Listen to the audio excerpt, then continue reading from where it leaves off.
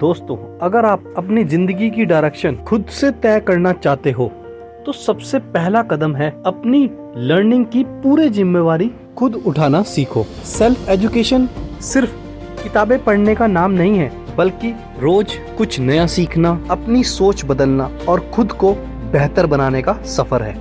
आज इस वीडियो में हम सेल्फ एजुकेशन की बात करेंगे दोस्तों, जो आपको अपनी लाइफ और करियर में आगे बढ़ने में मदद करेगी। तो चलिए शुरू करते हैं। आज की दुनिया की एक ऐसी सच्चाई है जिसके बारे में बहुत कम लोग बात करते हैं। किसी भी क्षेत्र में सबसे सफल लोग हमेशा सबसे ज्यादा पढ़े लिखे नहीं होते।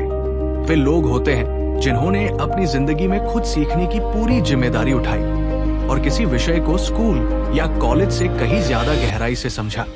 ऐसे लोगों को मैं डेंजरसली सेल्फ एजुकेटेड कहता हूं। इसका मतलब ये नहीं कि वे खतरनाक हैं, बल्कि उनकी समझ इतनी गहरी होती है कि वे मुश्किल बातों को आसानी से समझ लेते हैं और दूसरों से अलग सोचते हैं। वे ऐसी चीजें देख लेते हैं जो ज्यादातर लोगों की नजर से छूट जाती है।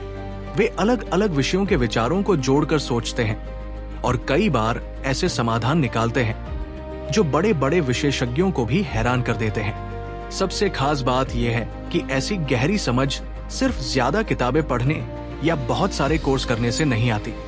ये इस बात पर निर्भर करती है कि आप ज्ञान को कैसे समझते हैं और उसे अपनी जिंदगी में कैसे अपनाते हैं। आज ज्यादातर लोग खुद सीखने की कोशिश तो करते हैं, लेकिन सही तरीका नहीं अपनाते।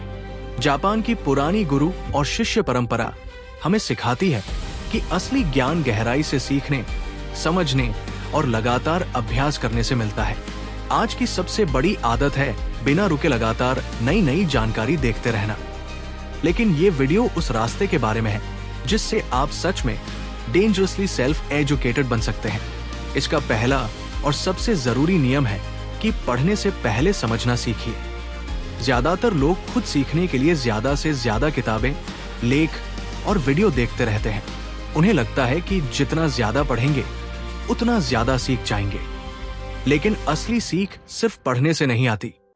जापान की पुरानी सीखने की परंपरा बिल्कुल अलग बात कहती है। वहां एक विचार है जिसे रकई कहा जाता है। इसका मतलब है किसी बात को इतनी गहराई से समझना कि वो आपकी सोच का हिस्सा बन जाए। इसके लिए आपको अपनी रफ्तार धीमी करनी होगी। एक पूरा अध्याय खत्म करने की बजाय आप 3 पन्नों पर भी पूरा दिन लगा सकते हैं। हर विचार को छोटे छोटे हिस्सों में बांटकर तब तक समझिए जब तक वो पूरी तरह आपके मन में साफ न हो जाए। पढ़ने के बाद कुछ देर रुकिए, आंखें बंद करके सोचिए और खुद से पूछिए कि आपने वास्तव में क्या समझा। तभी ज्ञान सिर्फ जानकारी नहीं रहेगा, बल्कि आपकी समझ का हिस्सा बन जाएगा। किसी भी बात को पढ़ने के बाद उसे अपने दिमाग में तस्वीर की तरह बनाइए। कोशिश कीजिए कि बिना किताब देखे भी आप उस विचार को साफ साफ समझ सके। फिर खुद से पूछिए कि अगर आपको ये बात किसी ऐसे इंसान को समझानी पड़े जिसे इसके बारे में कुछ भी नहीं पता, तो क्या आप आसान भाषा में समझा पाएंगे? अगर जवाब नहीं है, तो इसका मतलब है कि आपको अभी और समझने की जरूरत है। धीरे धीरे और गहराई से सीखने का यही तरीका आपको कुछ ही पन्नों से उतना ज्ञान दे सकता है जितना सामान्य पढ़ाई से सैकड़ों पन्ने पढ़कर भी नहीं मिलता। जो लोग सच में खुद से सीखते हैं वे कम पढ़ते हैं लेकिन ज्यादा समझते हैं, क्योंकि वे हर जानकारी को सिर्फ पढ़ते नहीं बल्कि उसे अपनी सोच का हिस्सा बना लेते हैं। दूसरा सिद्धांत सही विषय चुनने से जुड़ा है। यहीं पर ज्यादातर लोग शुरुआत में गलती कर बैठते हैं। वे एक साथ कई विषय सीखने की कोशिश करते हैं। सुबह कुछ और पढ़ते हैं, दोपहर में कुछ और शाम को किसी दूसरे विषय पर लग जाते हैं। उन्हें लगता है कि हर चीज थोड़ी थोड़ी सीख लेने से वे हर क्षेत्र में अच्छे बन जाएंगे। लेकिन जापान की पुरानी सीखने की परंपरा इसके बिल्कुल उलट सलाह देती है। उसका मानना है कि अगर किसी क्षेत्र में असाधारण बनना है तो एक ही विषय में गहराई से उतरना जरूरी है। जब आप एक कला या एक विषय को पूरी लगन से समझते हैं, तभी आपकी सोच मजबूत होती है और असली महारत हासिल होती है। कई विषयों की थोड़ी थोड़ी जानकारी लेने से बेहतर है कि एक ही विषय में गहराई से उतरे। जब आप किसी एक विषय को पूरी मेहनत से सीखते हैं, तब आपको उसके पीछे छिपे सिद्धांत और सोचने का तरीका समझ आने लगता है। यही समझ बाद में दूसरे विषयों को सीखना भी आसान बना देती है। जिसने एक चीज में महारत हासिल कर ली, उसने असल में सीखना सीख लिया। लेकिन जो सिर्फ हर विषय को थोड़ा थोड़ा छूता है, वो किसी में भी गहरी समझ नहीं बना पाता। इसलिए अपने लिए ऐसा एक विषय चुनिए जिसमें आप कई साल तक बिना बोर हुए सीख सके। ऐसा विषय जो आपकी रुचि और जीवन के बड़े सवालों से जुड़ा हो। जब वो विषय चुन ले तो पूरे ध्यान के साथ उसी पर टिके रहें। शुरुआत में लोग आपकी इस आदत को अजीब समझ सकते हैं, लेकिन आगे चलकर यही गहराई आपकी सबसे बड़ी ताकत बनेगी। तीसरा सिद्धांत है अपनी सोच को लिखने की आदत बनाना। सिर्फ पढ़ना काफी नहीं है, जो समझते हैं उसे लिखना भी जरूरी है। लेकिन इसका मतलब सिर्फ नोट्स बनाना नहीं है। नोट्स में आप लिखते हैं कि आपने क्या पढ़ा, जबकि एक सोचने वाली डायरी में आप लिखते हैं कि आपने उस विषय के बारे में क्या समझा और क्या सोचा। जब आप अपने विचारों को कागज पर उतारते हैं तो आपको उन्हें साफ और आसान बनाना पड़ता है। इसी दौरान आपको पता चलता है कि कौन सी बातें अभी भी पूरी तरह समझ में नहीं आई हैं। जो बातें दिमाग में बिल्कुल सही लगती थी, वे लिखते समय अपनी कमियां दिखाने लगती हैं। धीरे धीरे ये डायरी आपके और आपकी सोच के बीच एक गहरी बातचीत बन जाती है। आप पुराने विचारों को दोबारा पढ़ते हैं, उन्हें बेहतर बनाते हैं और समय के साथ अपनी सोच में आए बदलाव को भी समझने लगते हैं। यही आदत आपको ऐसी गहरी समझ देती है जो केवल पढ़ने से कभी नहीं मिल सकती। मेरे दादाजी ने लगभग 40 साल तक अपने विचार लिखने की आदत नहीं छोड़ी। इसी वजह से उनकी सोच समय के साथ बेहद गहरी और स्पष्ट होती गई।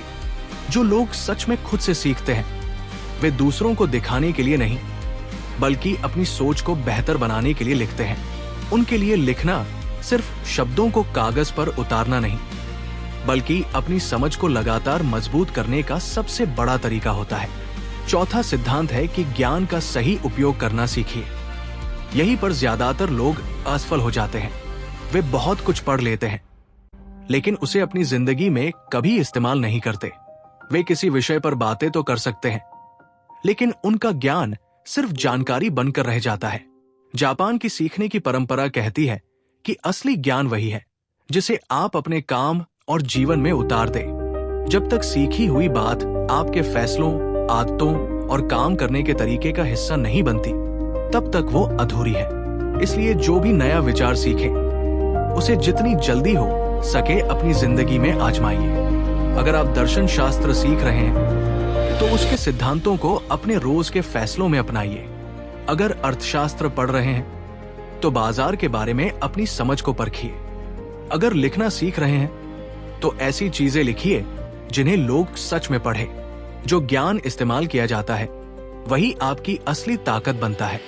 बाकी ज्ञान धीरे धीरे सिर्फ याद की हुई जानकारी बनकर रह जाता है। जो ज्ञान सिर्फ किताबों तक सीमित रहता है वो समय के साथ धीरे धीरे भूल जाता है।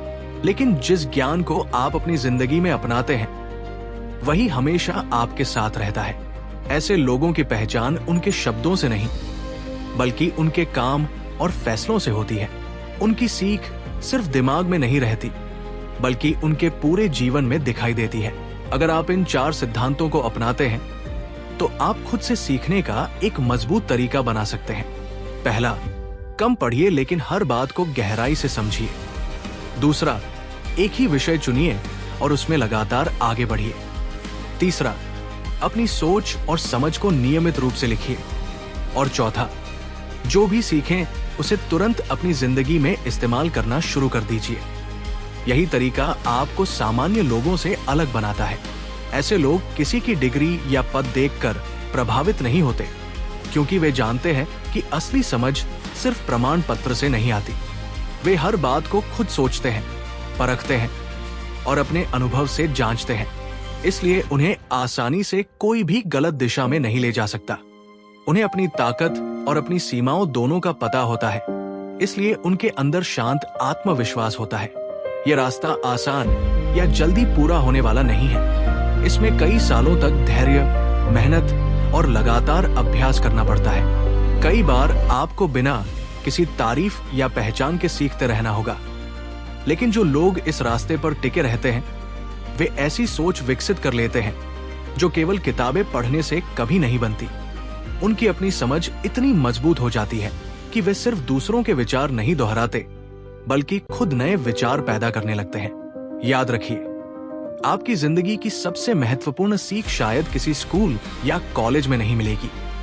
वो आपको रोज थोड़ा थोड़ा सीखने, एक विषय में गहराई से उतरने, अपने विचार लिखने और सीखी हुई बातों को अपने जीवन में लागू करने से मिलेगी।